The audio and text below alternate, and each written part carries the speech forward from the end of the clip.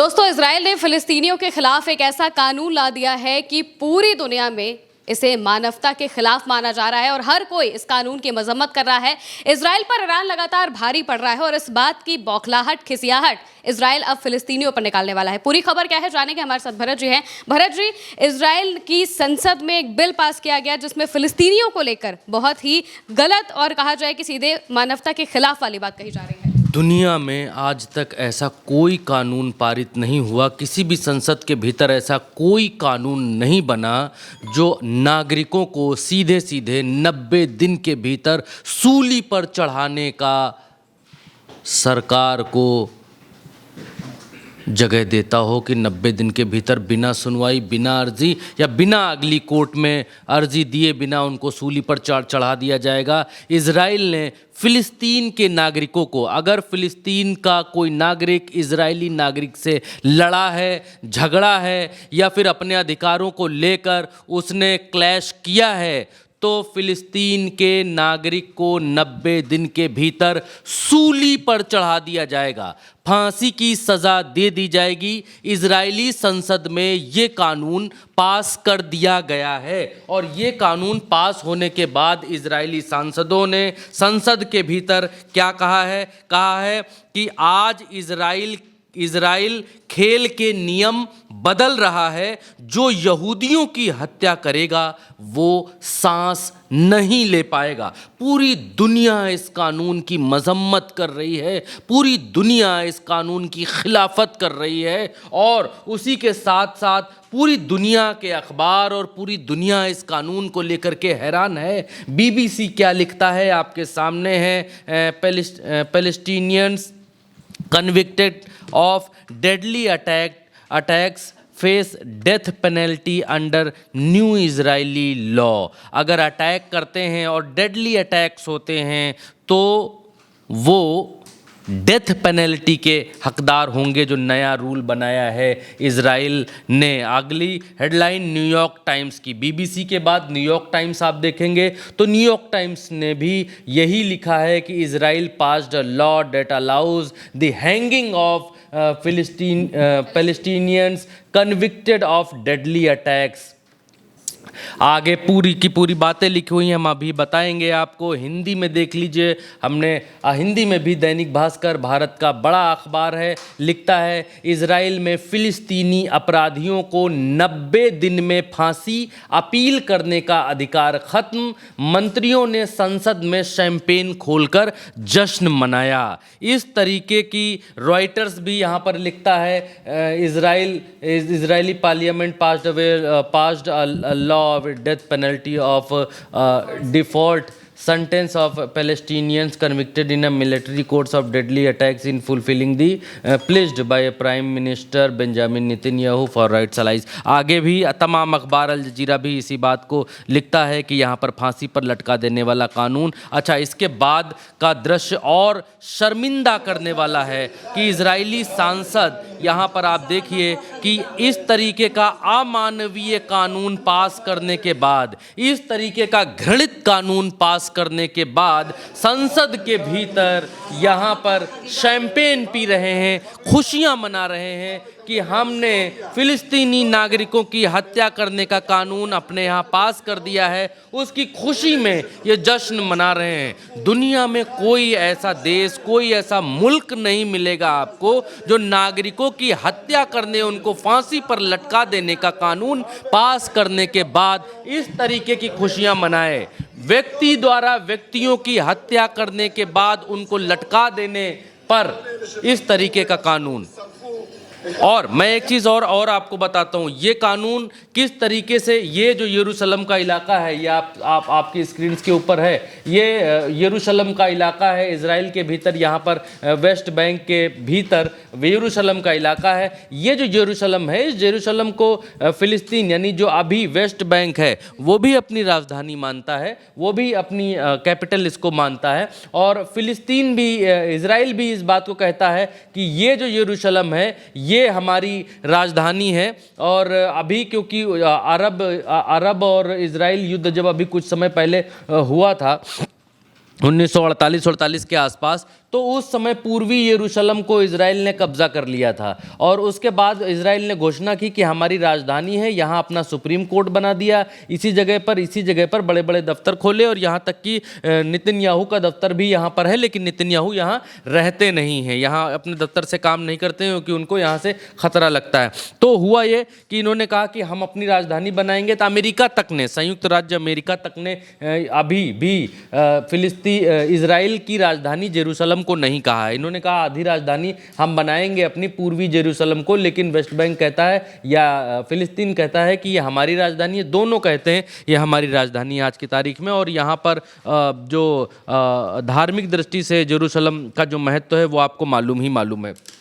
खैर, फिलहाल मसला ये है कि अब यहाँ पर दोगली चीज़ें क्या की हैं इजराइल ने, दोहरा चरित्र, दोहरा रवैया क्या अपनाया है इजराइल ने, वो ये है कि इजराइल अभी तक वेस्ट बैंक के भीतर या जेरूशलम के भीतर जो भी क्राइम्स होते थे, या क्राइम कह लीजिए, या अगर किसी देश के ऊपर आप ज़बरदस्ती कब्जा करने की कोशिश करेंगे, उनकी ज़मीनें छीनेंगे, तो बट ऑब्वियस है कि वो आपका विरोध करेंगे ही करेंगे, इसमें कोई दो राय नहीं है। तो अब इन्होंने ये कानून बना दिया है कि अगर कोई भी फिलिस्तीनी इजरायली नागरिक को मारता है या फिर क्राइम करता है, तो फिर उस फिलिस्तीनी नागरिक को फांसी की सज़ा 90 दिन के भीतर सुनाई जाएगी और उसको अपील करने की इजाज़त भी नहीं दी जाएगी।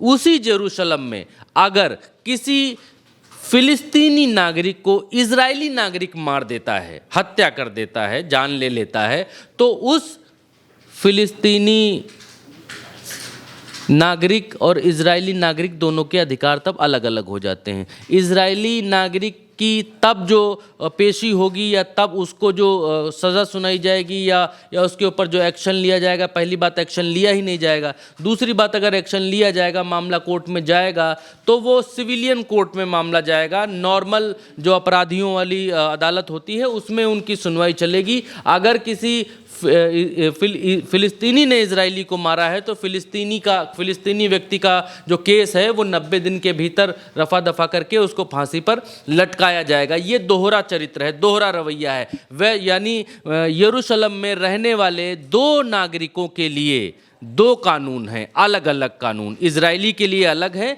और फिलिस्तीनी के लिए अलग है। फिलिस्तीनी को तुरंत फांसी पर 90 दिन के भीतर लटकाया जाएगा और इजरायली की जो आगे की न्यायिक प्रक्रिया है वो उसी न्यायिक प्रक्रिया के तहत गुजरेगा जो इजराइल की अपनी न्यायिक प्रक्रिया है। अभी तक यरूशलेम के जो मामले होते थे वो जो आर्मी लॉ है इजराइल का, उस आर्मी लॉ के तहत फिलिस्तीनियों को सज़ा सुनाई जाती थी। उसके तहत आपको जेल में रखना होता था, ट्रायल चलता था, अगर साबित हुआ तो ठीक है, नहीं साबित हुआ तो नहीं ठीक है। अब हत्या करने के लिए ये कानून, नया कानून लेकर के आए हैं कि ये हत्याओं को कानूनी रूप दे दिया है कि हम अब हत्याओं को कानूनी रूप दे देंगे, हम पकड़ कर लाएंगे, फांसी पर चढ़ा देंगे, मार देंगे, उसको हम कानूनी चोला हमने पहना दिया है। आज तक के इजरायली इतिहास में, नोट कर लीजिएगा, आज तक के इजरायली इतिहास में सिर्फ 2 ही फांसी की सज़ा सुनाई गई हैं।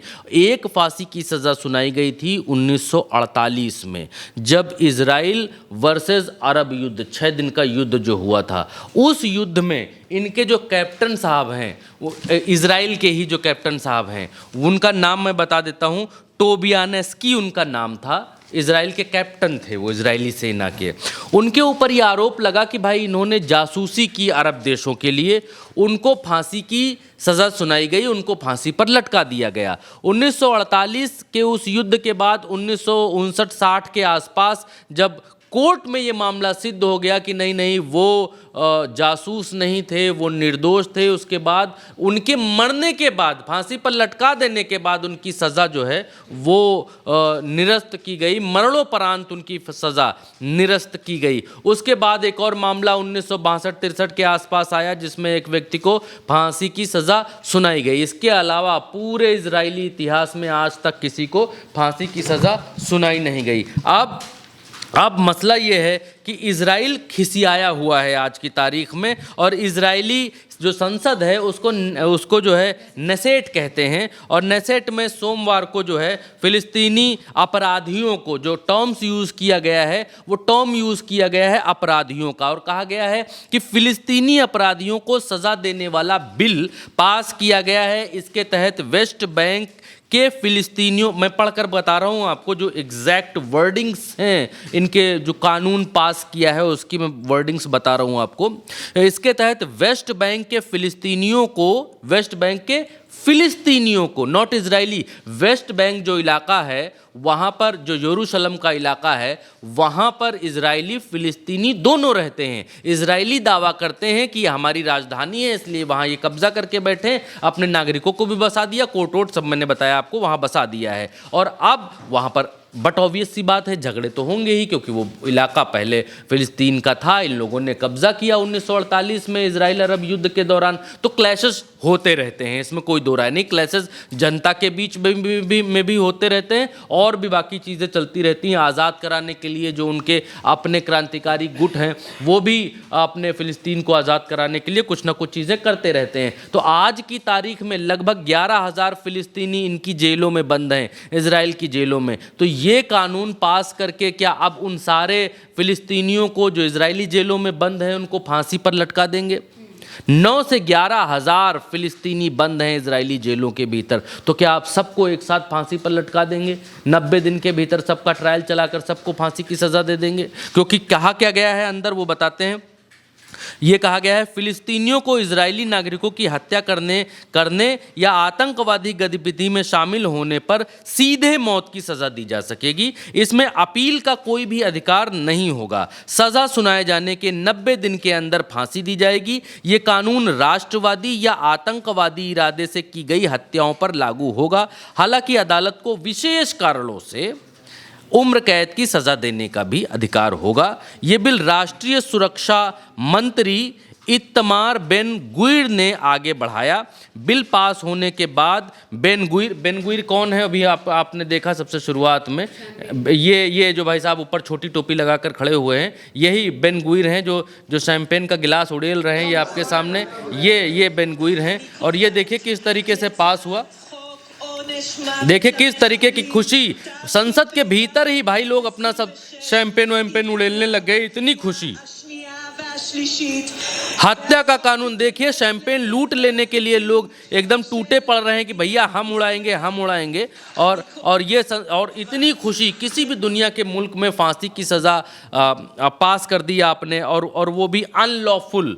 एक ही जगह पर दो नागरिकों के लिए अलग अलग कानून आपने बनाए, और आपने आज की तारीख में इस कानून को हत्या का हथियार बना दिया है। जो काम उस समय जियोनिस्ट शासन या जर्मनी में उस समय हुआ था, उस समय राजा महाराजों के दौर में हुआ करता था, दौड़ा दौड़ा करके मारे जाते थे लोग, वो काम अब ये फिर से करने जा रहे हैं। फिलिस्तीन के भीतर अब ये करने जा रहे हैं। अच्छा, आप आगे क्या कहा? आगे इन लोगों ने शैंपेन की बोतल खोलकर जो किया आपने देखा। उसके बाद इन्होंने कहा कि आज इजराइल खेल के नियम बदल रहा है। इन लोगों के लिए ये खेल का नियम है कि आज से इजराइल खेल के नियम बदल रहा है। मैं एग्जैक्ट वर्डिंग्स इनकी पढ़ करके बता रहा हूँ। ये जो भाई साहब हैं जो शैंपेन की बोतल खोले, इत्तिमार बिन गुइन, राष्ट्रीय सुरक्षा मंत्री, इन्होंने कहा आज इजराइल खेल के नियम बदल रहा है। ये खेल है इन लोगों के लिए। जो यहूदियों की हत्या करेगा वो सांस नहीं ले सकेगा, ये कहा गया। इजराइल में फिलिस्तीनियों और इजरायली यहूदियों के लिए अलग अलग कानून हैं। इस बिल की मांग इजराइल के चरमपंथी दक्षिणपंथी गुट लंबे समय से करते आ रहे थे। वेस्ट बैंक में फिलिस्तीनियों पर मिलिट्री कानून लागू होता है। इस पर बिल के जरिए मिलिट्री कोर्ट के नियमों में बदलाव कर दिया गया है, जिससे अब जज बिना सर्वसम्मति के भी मौत की सजा सुना सकेंगे।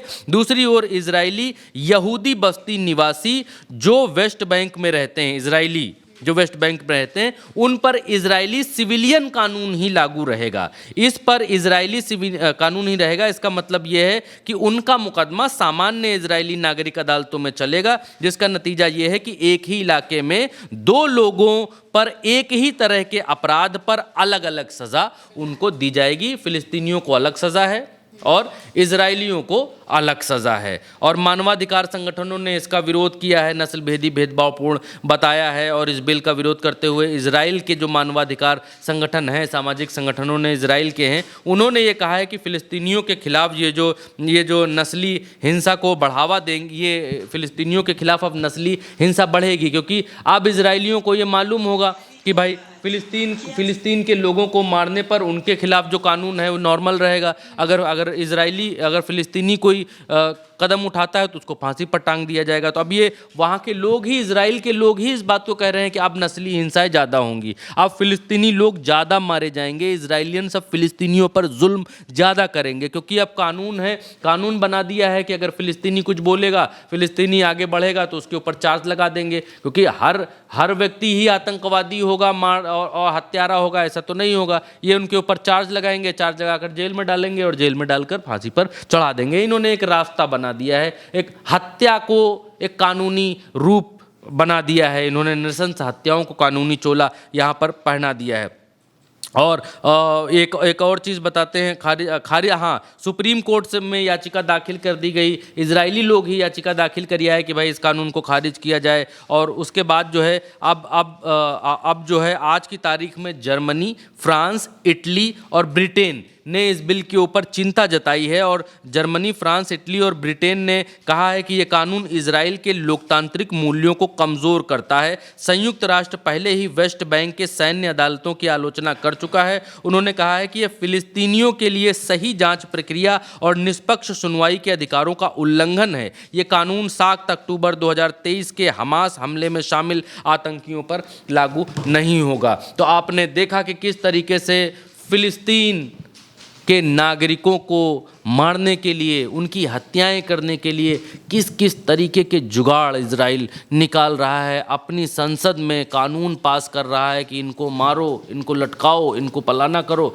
और एक ही जगह पर 2 नागरिकों के लिए 2 कानून फ़िलिस्तीन ने बना दिए हैं और दुनिया भर में इसकी निंदा हो रही है। इवन इजराइल के भीतर ही तमाम जो सामाजिक संगठन हैं, तमाम जो मानवाधिकार संगठन हैं, वो सुप्रीम कोर्ट चले गए हैं अपने ही देश के खिलाफ, इस तरीके के अमानवीय कानून के खिलाफ। तो अब बहुत सारे लोग इस बात को लेकर चिंतित हैं। तो जो 9-10-11 हज़ार फ़िलिस्तीनी बंद हैं इजराइल की जेलों में, क्या ये उनको एक साथ सब अब फांसी पर लटका देंगे इस कानून की आड़ में कि हमने तो कानून है हमारा, तो ये कानून हमने बनाया है। क्या अब इस कानून की आड़ में फ़िलिस्तीनी लोगों को मारा जाएगा, बचा हुआ वेस्ट बैंक भी छीना जाएगा? क्योंकि इजराइल के जो नापाक मंसूबे थे ग्रेटर इजराइल बनाने का, ईरान को निस्तनाबूद कर देने का, वो इरादे आज की तारीख में फेल हो गए हैं। अब इजराइल को एक बात क्लियर कट मालूम चल गई है कि वो ईरान को हरा नहीं सकता है और गज़ा के ऊपर उस तरीके से कब्ज़ा नहीं कर सकता है कि अब से गज़ा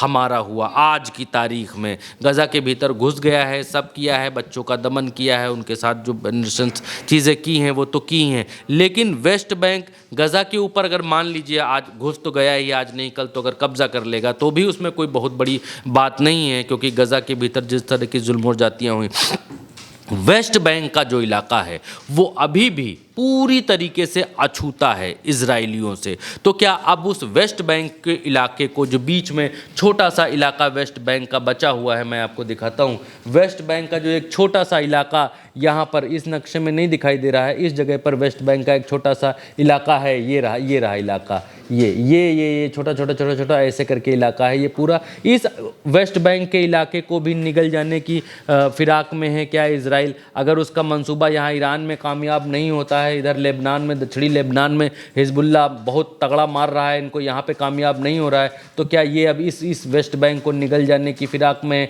कि इस कानून के तहत यहाँ के नागरिकों को मारो और उनको धीरे धीरे यहाँ से ख़त्म करो और इसके ऊपर कब्जा कर लो? तो क्या अब ये नई तरीके की प्लानिंग इजराइल लेकर के आया है? क्योंकि इस तरीके का कानून जो पास किया है ये कतई अमानवीय है। बिल्कुल, यानी कि अब इस कानून के पास होने की वजह से करीब 9 से 11 हज़ार के आसपास जो फ़िलिस्तीनी इजराइल की जेलों में बंद हैं, उनकी जान को खतरा हो सकता है। और इसी वजह से जो अब दुनिया भर के देश हैं वो भी इस कानून को अमानवीय बता रहे हैं। फिलहाल के लिए मेरे साथ इस खबर में इतना ही। आप देखते रहिए उल्टा चश्मा यूसी।